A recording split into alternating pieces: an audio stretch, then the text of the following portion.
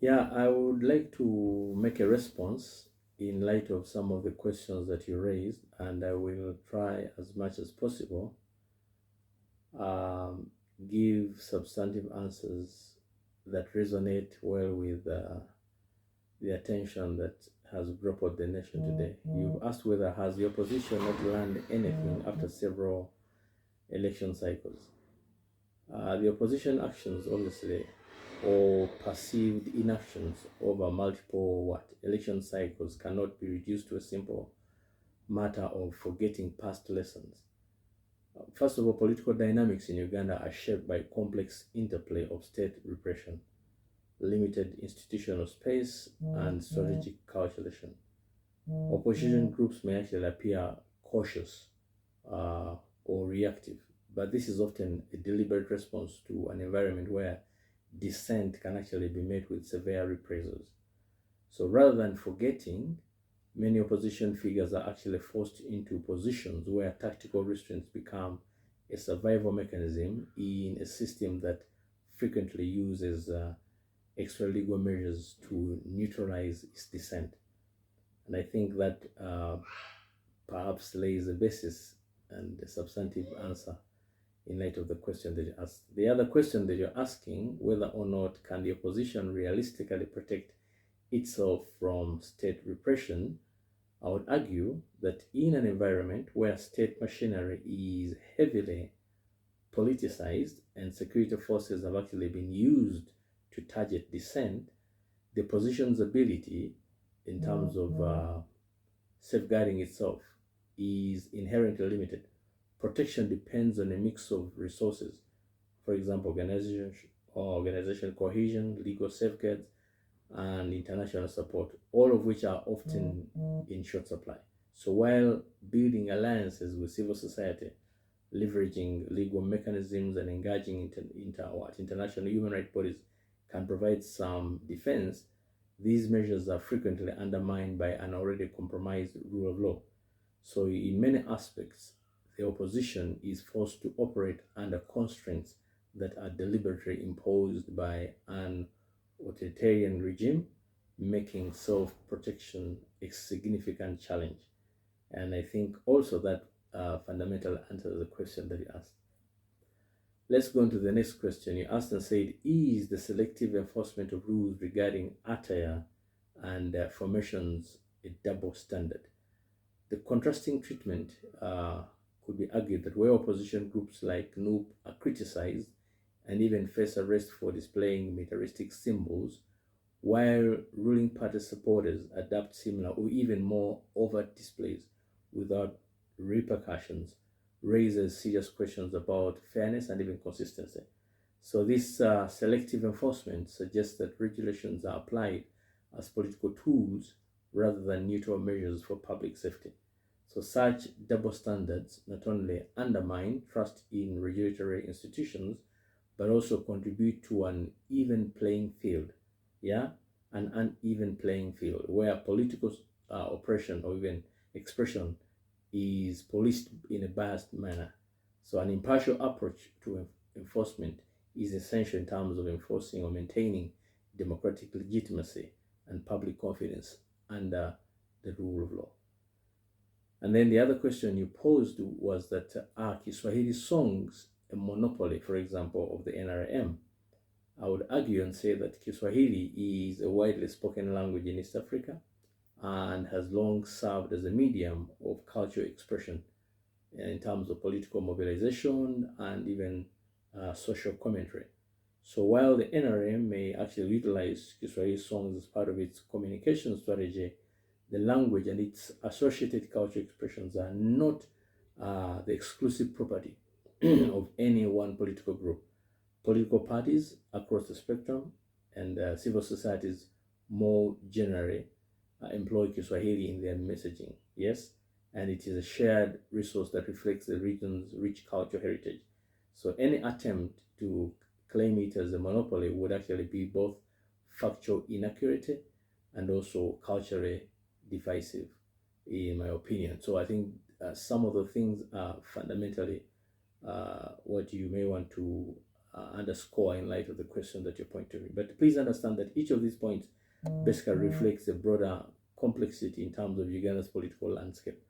So where actions are often shaped by survival strategies in an environment marked by repression, for example, or selective law enforcement, and deep-seated historical dynamics. And that is perhaps the bigger question of the day. In light of other issues that you may want to underscore, I'll bolster my arguments and I'll enrich each with substantive, fundamental, thought-provoking rhetorical questions so that I can, drive the point much deeper in light of the question that you asked. You fervently were interested in knowing, has the opposition to land anything after several election cycles?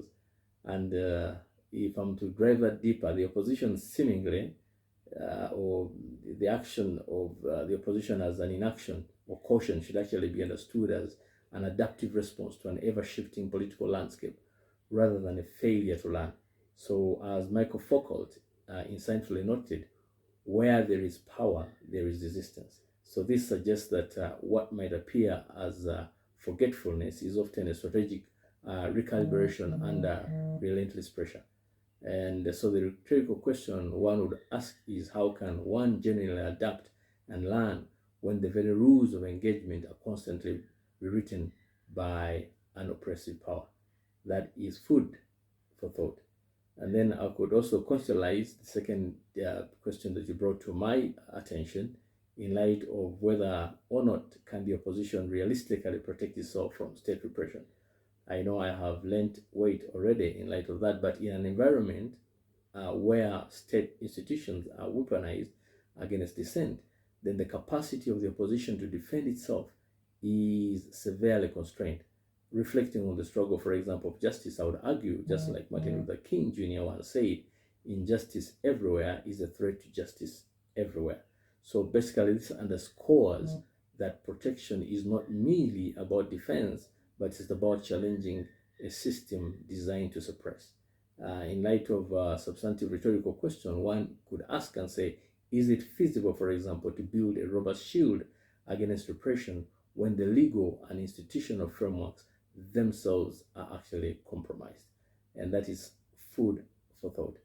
Let's also try to dissect the other question in light of what philosophical justification, but also perhaps giving it a much deeper thought. Is selective enforcement of rules regarding attire and formations of double standard sorts. I would argue and say the differential treatment where opposition groups face penalties for militaristic display, while similar actions by ruling party supporters go unpunished. When they go to Chankwanzi, for example, reveals a stack of double standards. Just like Edmund Bank wisely observed, the only thing necessary for the triumph of evil is for good men to do nothing. This selective enforcement not only undermines trust in the regulatory institutions, but also distorts the principles of fairness and justice. And of course, the rhetorical question I'll probably pose at this point, can a government claim legitimacy when its rules are bent to favor one side, thereby eroding the very essence of impartial justice? That is substantially important for us to comprehend. And then obviously to contextualize your other last question in light of whether or not are Kiswahili songs a monopoly of the NRM government, I would argue and say Kiswahili substantially as a vibrant medium of culture expression belongs to the people, not to any single political party.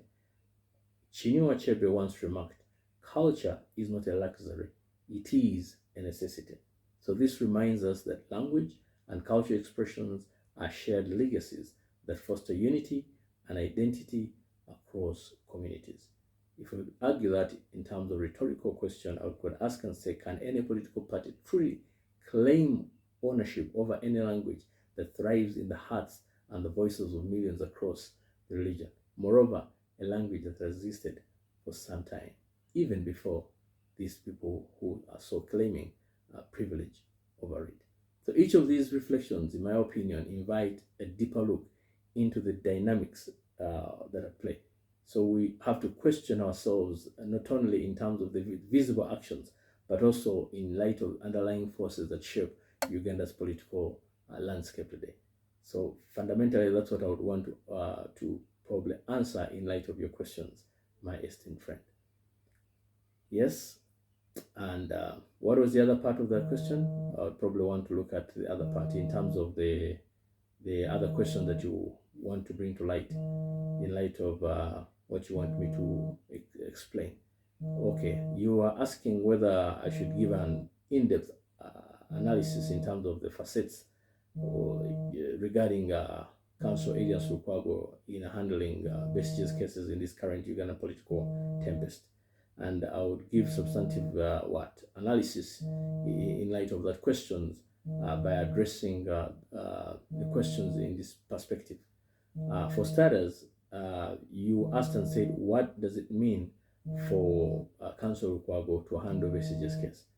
I mean, I would argue from the word go that it's his right, first of all, as a counsel in terms of handling a case or for any client for that purpose, but particularly handling the cases that involve Kizza Besigye places Lukwago in a critical nexus between law and politics.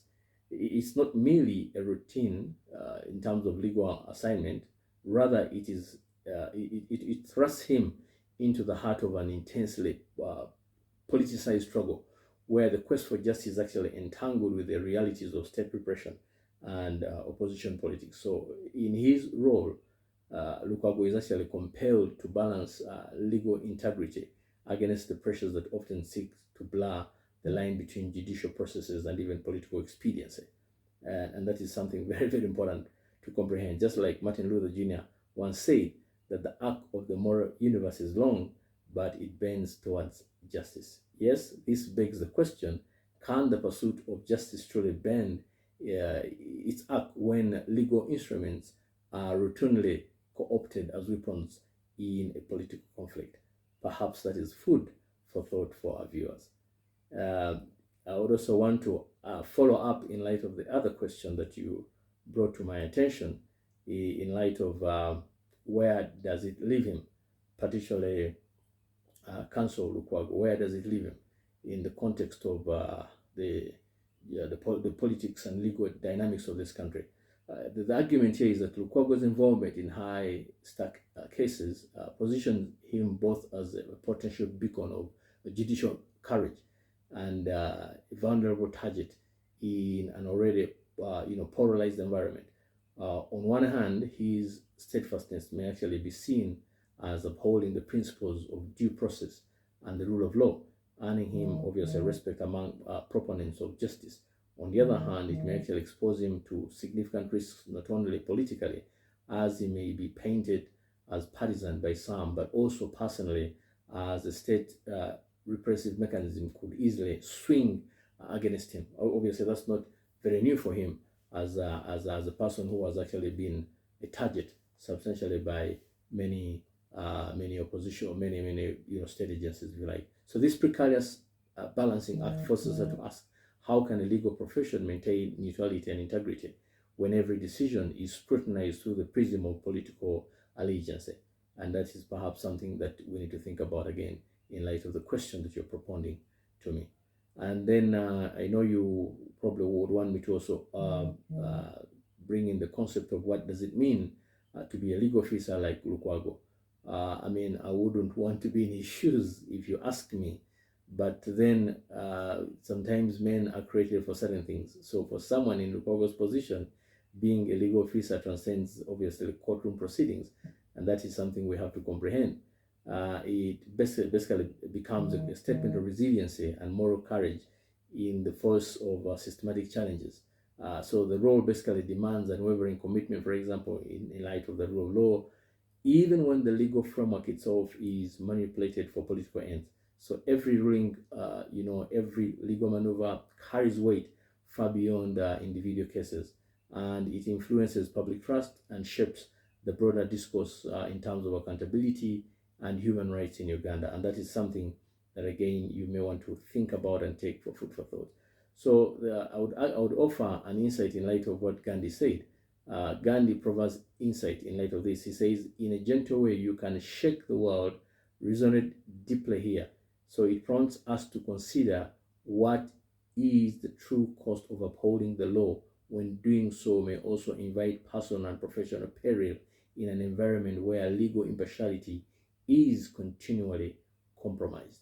Perhaps that would be the question of the day. And these are substantively very, very important and disturbing elements in light of the challenge that we're having today. But again, if that is your task, if that is your cross, to use that word, then you can carry it, and he who gave you that burden will be able to sustain you to the very end. Not so. Then you asked, what happens when the storm is over? Where does it leave Council Lukwago in this particular context? Who is a wonderful gentleman by all intents and purpose. I would imagine I have interacted loosely with him, but I would imagine that he has the best for this country. Ultimately, the long-term impact of Lukwago will be determined by whether his actions are viewed as a principled stand for justice or as a tactical maneuver lost in the turbulent currents of political warfare.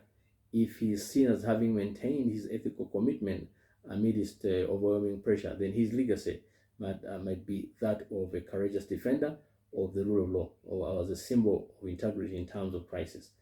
Conversely, for example, if his involvement is perceived as aligning with partisan interest, or if he becomes, ensnared in the regime's retribution, then he risks being remembered as a casualty in terms of politicized legal system, and that's a challenge for him as a gentleman who is engaged in this challenge. So the situation basically leaves us with a pressing inquiry in a system where, for example, the legal institutions are weaponized for political ends. Can one truly emerge unscratched, or will the toll of standing for justice forever redefine a legal officer's legacy? And that is substantially important for us to comprehend in light of what you were just asking.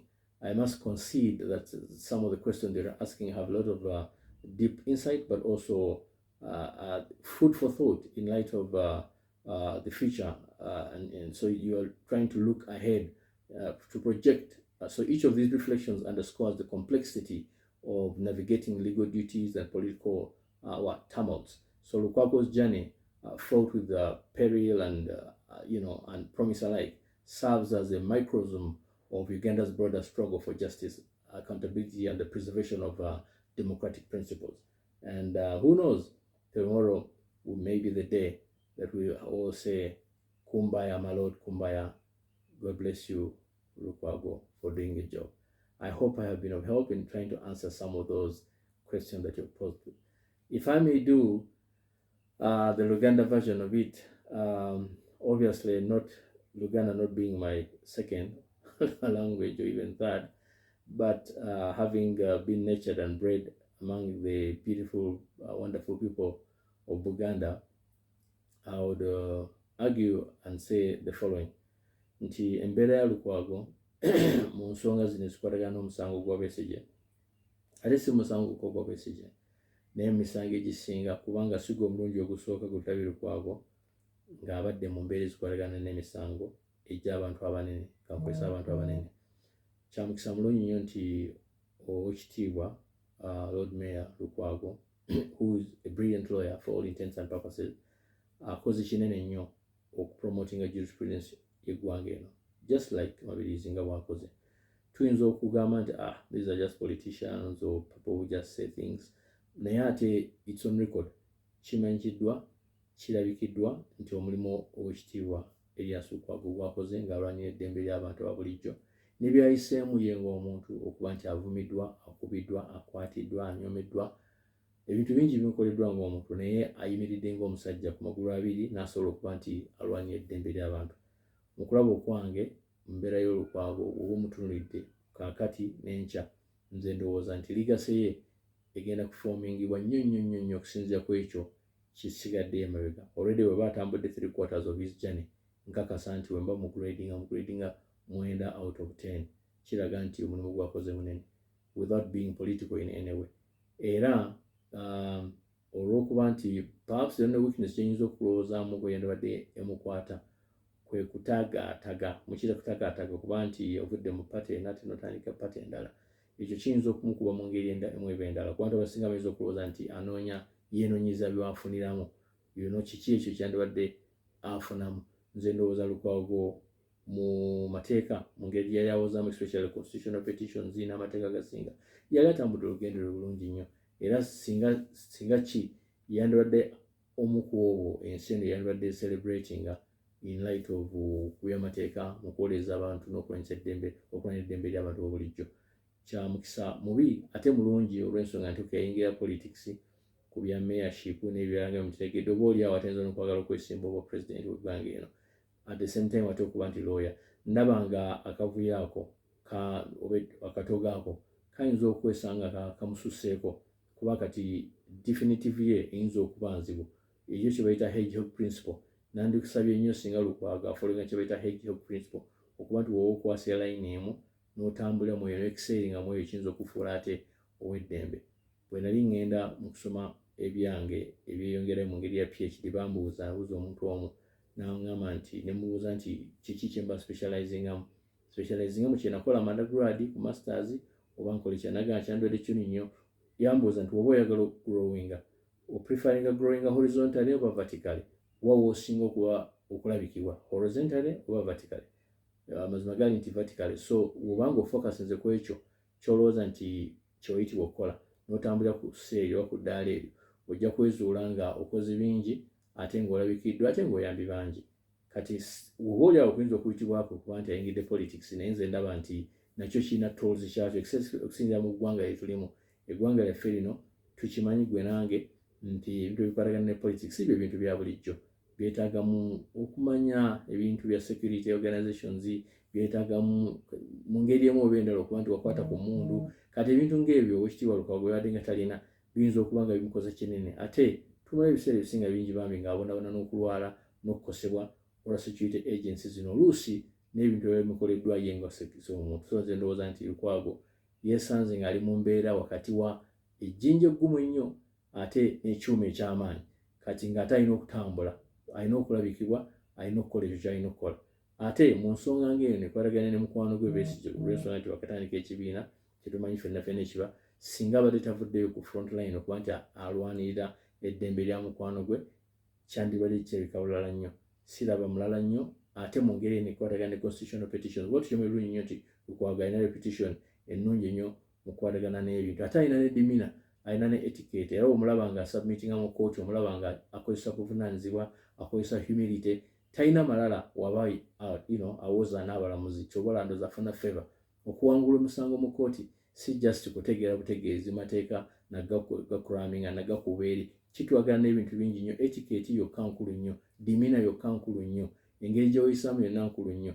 byonna kababika katono katya kikulaga nti byonna birina kye bya adingako mu ngeri y'okuwangula so kipya gye tuli nti ebimutuuseeko okuba nti ali mu mbeera gy'alimu kakati alina okubeeramu kubanga alina okulaga nti alina mukwano gwe era muganda we era badde we wemankwesiza enjogera ennaku zino mpozi ekyekirala kyekiyinza okwongerako kikwatagana n'ensonga ezo bino byoyogedde oba byobuuza bikwatagana n'ennuupu okuba nti bambadde ebintu ebyebifaananyamu nga uniform okukola engeri y'ejje singa mbadde muwobuzi wa nuupu omukwano gwabwe ow'omunda nandibadde mbagamba nti ebintu ebimu tonda tubitwala mpola tebiraga nnyo tewali tteeka liryawo ly'amaanyi lye bamenya olw'okuba nti bambadde red baleti bakubye amasoluti bakoze batya nga beefaananyizaamu ng'ebikolebwa ebikyangwa for example naye tumanyi system gye tuliringa nayo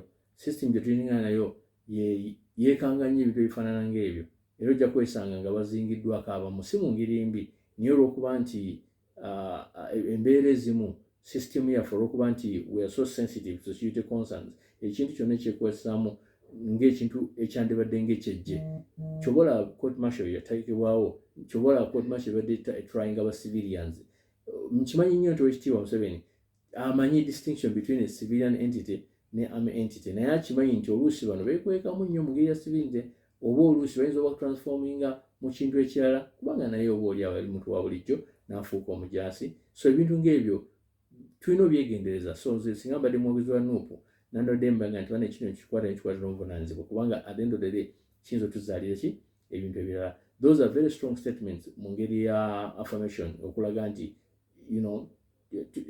tutambula olugendo tugenda manyi nti abamu bakoppa ebintu mu ngeri endala oba oli abo bijje mu South Africa ku mukwano gwange ani Malema Julius Malema engeri gyakolamu ebintu bye naye tulina okwegendereza. I think you remember waliwo n'omusango gwa Julius Malema gwe bamugulako era gwe mpandikamu akatabo about cross examination ku issue y'emmundu yakuba emmundu n'ayimba oluyimba olwo kill the boer mututte ababoer ab'abazungu ne bamugulako omusango ne views ndo zawulidde Elon Musk ng'amugaa nti he should be actually listed as an international terrorist olwokuba nti alina engeri gy'atayagalamu ki beeru. Naye ebyo biva ku antecedents zino empisa zino engeri gye tweyisaamu oluusi kireeta okukangebwa nolowooza nti oba oli awo tuyinza okubaawo naye ng'ate bano okufugira ddala ekintu eky'amaanyi ekigenda okuleeta obuzibu. So kyendowooza nti tulina okuba beegenderevu ng'abakulembeze naye ng'abantu ba bulijjo okwewala ebintu ebiyinza okuleeta ebizibu mu ggwanga. Nze ndowooza yandibadde ensonga esinga enkulu mu nsonga z'obadde ombuuzizza. Neyanzege amannya gange bayita Isaac Christopher Lubogo era ndowooza byegala nnyonnyole. Mukama kumpeera omukisa.